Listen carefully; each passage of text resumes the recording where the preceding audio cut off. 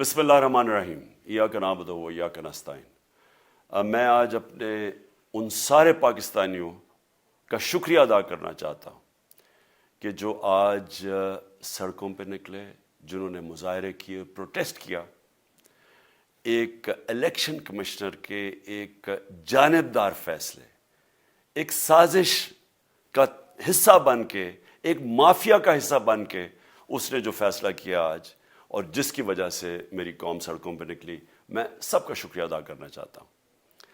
پہلے تو میں اپنی قوم کے سامنے یہ رکھنا چاہتا ہوں یہ کیا فیصلہ ہے، یعنی یہ توشہ خانہ کیا چیز ہے؟ توشہ خانہ وہ ہے کہ جب ملک کا پرائم منسٹر، اس کے وزیر، اس کے آرمی چیف، ان کو جب پریزنٹس ملتے ہیں، جب وہ اقتدار میں ہوتے ہیں، تو جب ان کو تحفے ملتے ہیں، تو یہ جو سارے تحفے ہیں یہ جاتے ہیں توشہ خانہ کے اندر۔ ایک پورا ریکارڈ ادھر قائم کیا جاتا ہے۔ اس توشہ خانہ سے ایک قانون کے تحت آپ فیصلہ کر سکتے ہیں کہ میں ایک آدھی قیمت، ہمارے دور میں آدھی قیمت ہم دے کے ہم وہ خرید سکتے ہیں وہاں سے۔ سارا ریکارڈ اس کا ہے پڑا ہوا توشہ خانہ میں۔ تو یہ جو کیس اس نے کیا ہے، یہ جو کیس کے اوپر فیصلہ دیا ہے، میں آپ ساری قوم کے سامنے اب یہ کہنا چاہتا ہوں کہ جب بھی، اور انشاءاللہ ہم اب جا رہے ہیں عدالت میں آج سب کے سامنے کہنا چاہتا ہوں کہ یہ عدالت کے اندر کیس جائے گا اور اس میں ایک چیز غیر قانونی نہیں نکلے گی، کیونکہ سارا ریکارڈ اویلیبل ہے۔ اور جنہوں نے قانون توڑا ہے، توشہ خانہ کا قانون کس نے توڑا ہے؟ آصف زرداری نے اور نواز شریف نے۔ کیسے توڑا ہے؟ انہوں نے 4 مہنگی گاڑیاں اس توشہ خانہ سے نکالی ہے۔ قانون یہ کہتا ہے کہ آپ گاڑیاں نہیں نکال سکتے، مجھے بھی ملی تھی۔ تو ان کے کیس تو سنے نہیں، ان کے 10 سال سے کیس پڑے ہوئے جو انہوں نے یہ گاڑیاں غیر قانونی طور پہ نکالی تھی۔ اور وہ جو کہ سارے میرے وکیل نے آج قوم کے سامنے بتایا کہ سارا ریکارڈ اویلیبل ہے، اس کے اوپر اس نے یہ فیصلہ کیا۔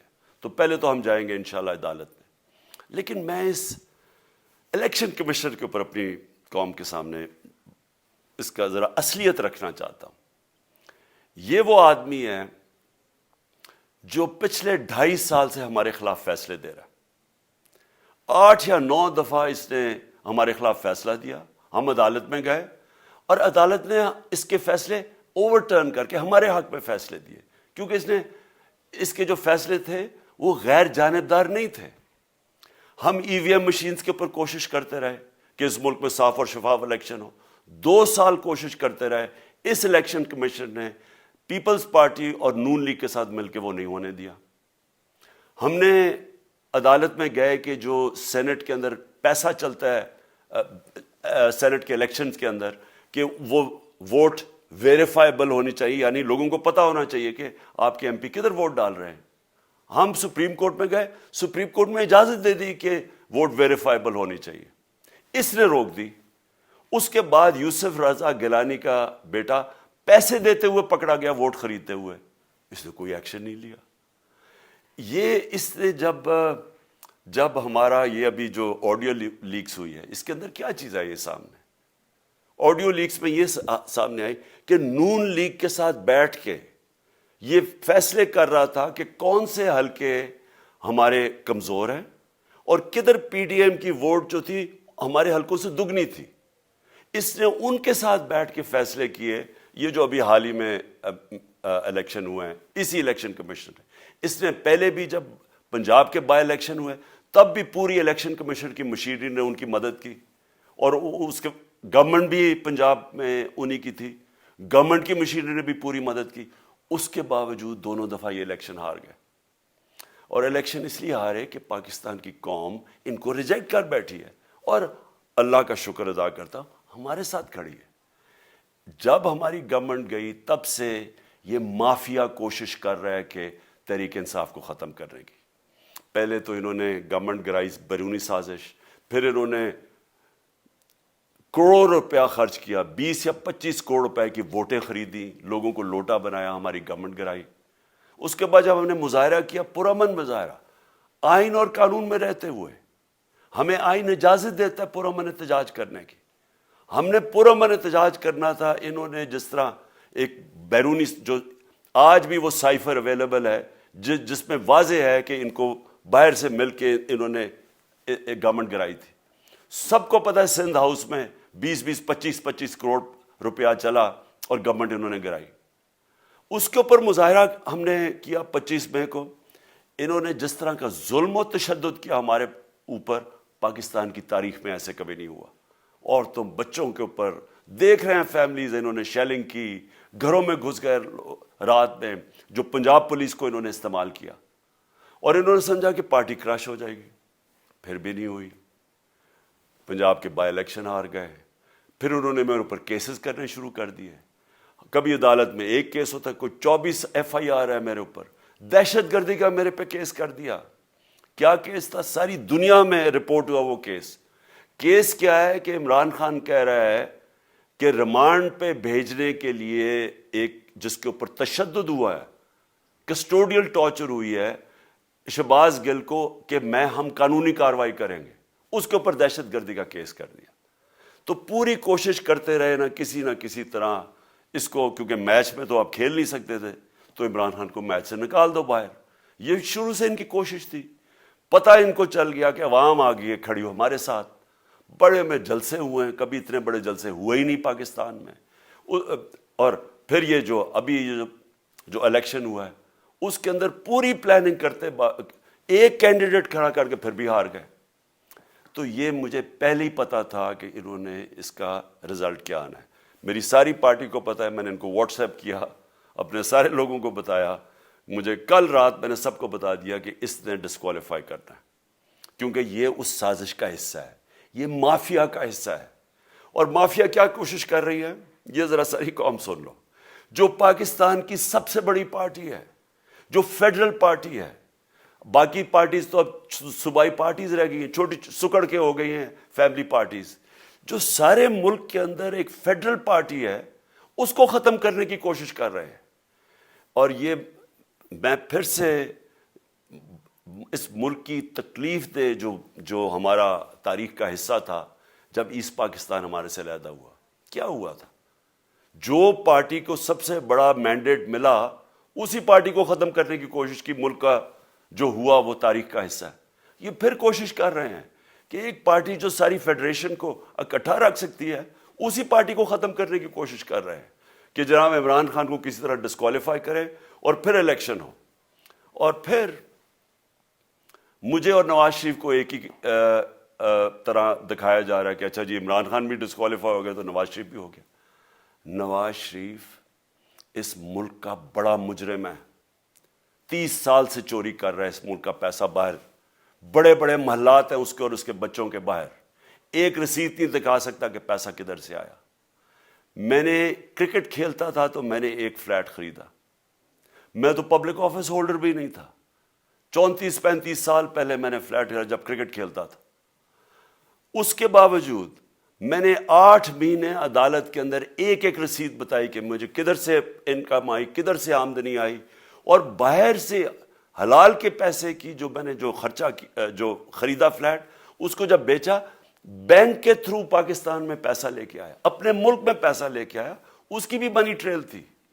عدالت نے مجھے صادق اور امین کا, اور مجھے مقابلہ اس آدمی سے کر رہے ہیں جو اربوں روپے کی پراپرٹیز لے کے بیٹھا ہوا ہے. کبھی کوئی جھوٹ بولتا ہے کہ جی مجھے قطری کھاد کے جی قطری نے پیسے دے دیے, کبھی وہ کہتا ہے یہ ہیں وہ ذرائع, وہ فیل ہو جاتا ہے. وہ بیٹی کہتی ہے میرے لندن تو چھوڑو پاکستان میں کوئی پراپرٹی نہیں ہے, اور پھر پراپرٹی نکلا.